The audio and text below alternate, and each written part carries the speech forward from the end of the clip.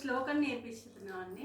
తల్లి తండ్రి ఆ తర్వాత గురువే అంటారు కదా, అందుకోసమని మేము గురు బ్రహ్మ అనే శ్లోకము పిల్లలందరితోటి ఈరోజు నేర్పిద్దామని చెప్పేసి మేము ఈరోజు చెప్తున్నాము. ఇది చూడండి పిల్లలు, మనం ఒక శ్లోకం నేర్చుకుందాం ఇవాళ.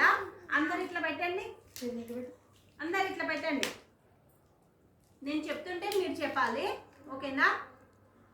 గురు బ్రహ్మ గురు విష్ణు గురుదేవో మహేశ్వర గురు సాక్షాత్ పరబ్రహ్మ తస్మై శ్రీ గురవే నమః. మళ్ళీ ఒకసారి చెప్పాలా? గురు బ్రహ్మ గురు విష్ణు గురుదేవో మహేశ్వర గురు సాక్షాత్ పరబ్రహ్మ తస్మై శ్రీ గురవే నమః. క్లాస్ పెట్టండి.